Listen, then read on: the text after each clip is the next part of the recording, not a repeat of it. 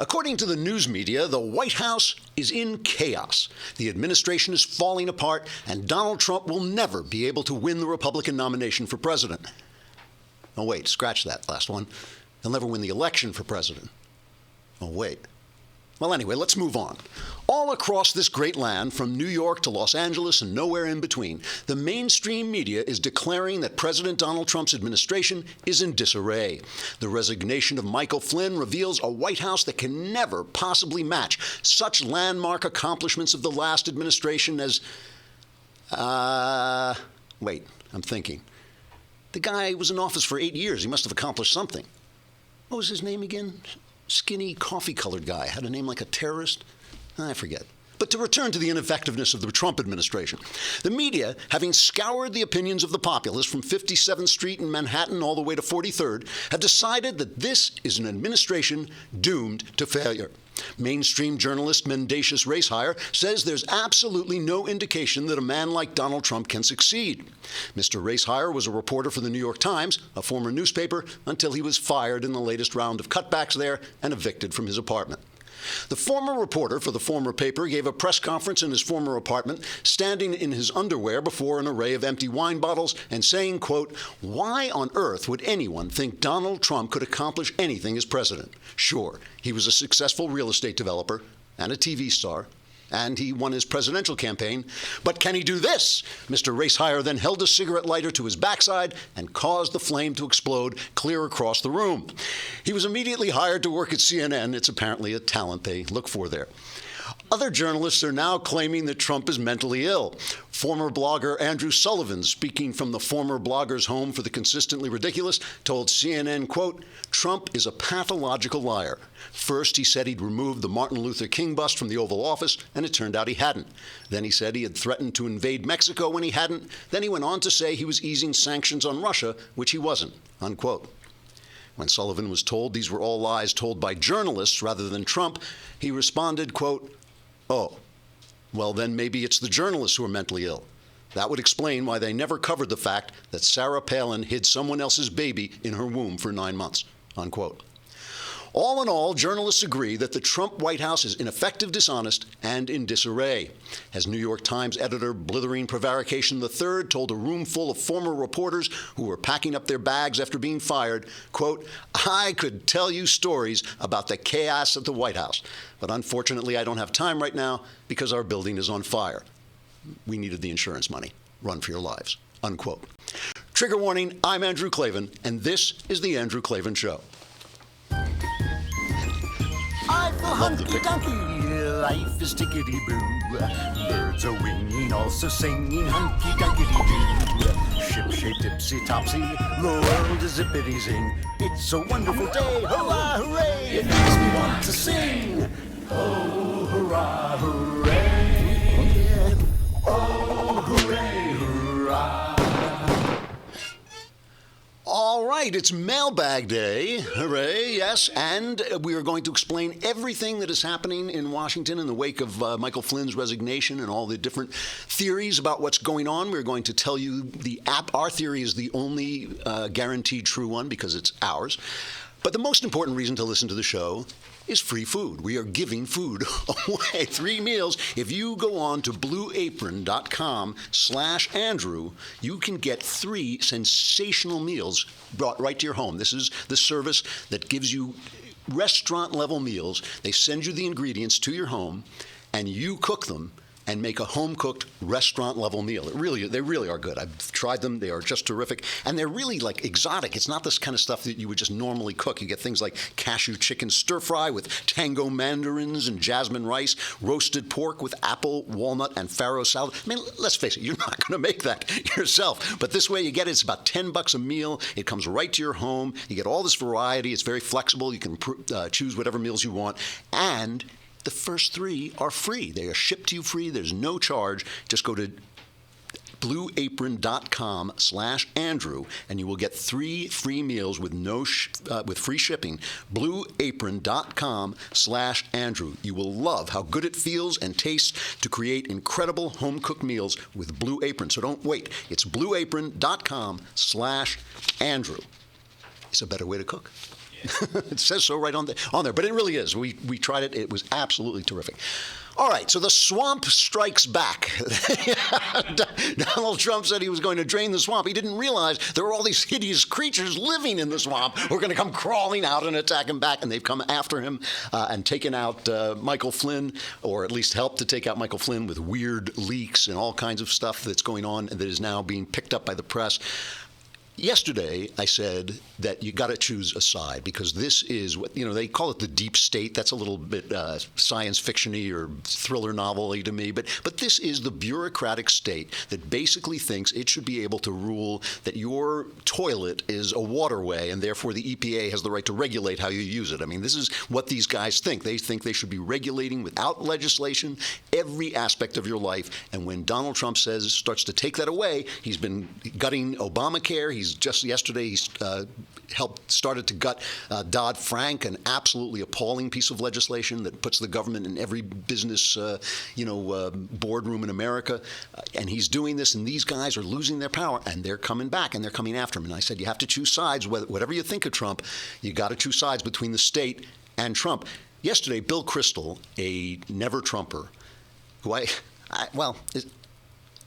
tweeted this. I obviously strongly prefer normal democratic and constitutional politics, but if it comes to it, I prefer the deep state to the Trump state. Well, folks, that to me is making an idol out of your personal feelings. He doesn't like Trump. He doesn't like the fact that he did everything he could to try and stop him. He made, in my opinion, a complete and utter fool of himself. But he didn't do anything as bad as choosing this bureaucratic slavery, and that's what it is. It's completely un-American over Trump. It's ridiculous. It is ridiculous. I don't care what Trump's flaws are. So let's take a look at what happened, because there's still a lot of questions. There's still a little bit of mysterious. You remember, obviously, everyone knows at this point, Michael Flynn, the national security advisor, had to resign after he lied to Pence, apparently, about conversations he had had with the Russian ambassador about sanctions that Obama had put on Russia after Russia hacked into our election system and tried to basically skew the election. So the big question that the media is spinning this is Russia's taken over our government. And the big question they're asking is why it took so long. So yesterday, Sean Spicer, my second favorite person in the administration, I really love Pence. I think Pence is great. But I think Spicer, I just think he ought to come out like dressed in leather with a whip at this point. So he goes out and he explains what was going on. So this is the first, number 5. We've been reviewing and evaluating this issue with respect to General Flynn on a daily basis for a few weeks, trying to ascertain the truth. We got to a point not based on a legal issue, but based on a trust issue, where the level of trust between the president and General Flynn had eroded to the point where he felt he had to make a change. The president was very concerned that General Flynn had misled the vice president and others. He was also very concerned, in light of sensitive subjects dealt with by that position of national security advisors like China, North Korea, and the Middle East, that the president must have complete and unwavering trust for the person in that position. The evolving and eroding level of trust as a result of this situation and a series of other questionable instances is what led the president to ask for General Flynn's resignation. So, the one thing they kept asking everybody, they kept asking Kellyanne Conway yesterday, why did it take so long? They warned you that Flynn would be vulnerable to Russian blackmail. Well, the person who warned them was the acting Attorney General, Sally Yates, who you will remember he had to fire when she refused to enforce his travel ban. So Sally Yates was an Obama operative who never should have been there in the first place. That he didn't trust her, take her, advice, it means nothing to me. But the way they're trying to spin this now, the New York Times, their big headline is today that other members of Trump's campaign had contact with Russian intelligence. Listen to this story. This is from the New York Times, a former newspaper. Phone records and intercepted calls show that members of Donald Trump's 2016 presidential campaign and other Trump associates had repeated contacts with senior Russian intelligence officials in the year before the election, according to 4 current and former American officials. So Obama operatives feeding stuff to the New York Times. American law enforcement and intelligence agencies intercepted the communications around the same time they were discovering evidence that Russia was trying to disrupt the presidential election by hacking into the Democratic National Committee, 3 of the officials said. The intelligence agencies then sought to learn whether the Trump campaign was colluding with the Russians on the hacking. The officials interviewed in recent weeks said that so far they had seen no evidence of such cooperation. So they're talking to the Russians. Trump had a lot of business dealings with Russia, and they especially singled out Paul Manafort, who has had contacts with Russia that I consider unsavory, but they were legal. I mean, they were completely legal, right? And they said one of the guys was Paul Manafort, and they didn't name the other people. So, of course, Manafort has dealings with Russia. I mean, the guy was practically, the publicity guy for the president of the Ukraine. And Manafort's response was, "This is absurd. I have no idea what this is referring to. I've never knowingly spoken to Russian intelligence officers, and I've never been involved with anything to do with the Russian government or the Putin administration or any other issues under investigation today." The point is that they talk to businessmen. In Russia, the businessmen and the intelligence officers, you cannot tell them apart. This is a nothing burger story, okay? It's a nothing burger story. And by the way, Spicer also dealt with this. There was no illegality involved with what Flynn did. There's no reason why this administration, even before they come into office, can't call up another government, even if you don't happen to like the government, and say, we don't like the sanctions that were imposed on you, or, hold your fire until we get into office, or whatever. There's nothing illegal about this. They can do. I mean, they talk about the Logan Act. As I said, no one's ever been prosecuted. No one ever could be prosecuted on it, as far as I'm concerned, because it violates the First Amendment. So, okay, let's just take a look. You remember in 2012, when Obama famously left the mic open and when he's talking to the outgoing president, Medvedev, a lot of V's, whatever his name is. He was going out, Putin was coming in, and Obama leaned over and was talking about our missile defense system, right? He was talking about our missile defense system and was caught on a hot mic saying, "Oh, I'll have a lot of flexibility after the next election, because it's my last election." Now, I want to play cut number 3, which is the way CBS News covered this story. Okay, here it is.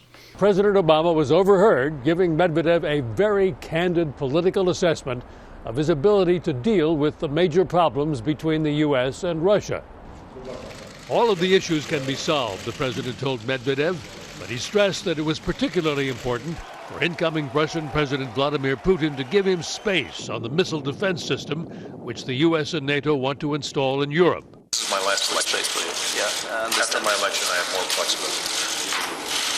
Yeah, I understand. I transmit this information to Vladimir and I stand with him. Republican presidential contender Mitt Romney said the overheard remarks signaled that the president plans to cave to Russia on missile defense. That is an alarming and troubling development. This is no time for our president to be pulling his punches with the American people. White House officials shrugged off Republican criticism as campaign rhetoric. But, Scott, they did acknowledge the president's remarks. And in a statement, they said, since 2012 is an election year in both countries, it is clearly not a year in which we are going to achieve a breakthrough. And you can't see it in this cut, but Scott Pelley, the anchorman and a Democrat hack, is smirking through the whole thing. He's, campaign rhetoric. It's also. Now listen to Chuck Todd covering. Remember these sanctions that we're talking about? These sanctions were imposed by Obama as a political ploy to basically delegitimize the election of Donald Trump. He was just making a big fuss over this hacking into the election. He was making a big show of it, which he would never have done it. He would never have done it, I don't think, if Hillary was elected. Here's Chuck Todd covering Flynn's resignation. Good evening. I'm Chuck Todd here in Washington. Welcome to MTP Daily, and welcome to day one of what is arguably the biggest presidential scandal involving a foreign government since Iran-Contra. Take a breath. Hyperbole aside, folks, hunker down, because this is a Class 5 political hurricane. So not putting in our missile defense system, whispering to the Russians that don't worry about it, I'm not going to put in the missile defense system, that's just campaign rhetoric. But having a perfectly legal conversation with the Russian ambassador about some silly sanctions, that's a class 5 hurricane. The worst thing since Iran-Contra. The only scandal they covered, because it was Reagan's scandal. That's the only reason he knows it happened. He doesn't know about any of the scandals that happened during Obama. Hey, we're going to do the mailbag on the other side of the break, but you got to come to thedailywire.com to hear it, or you can subscribe and you can watch the whole show on the site and put your questions in for next week.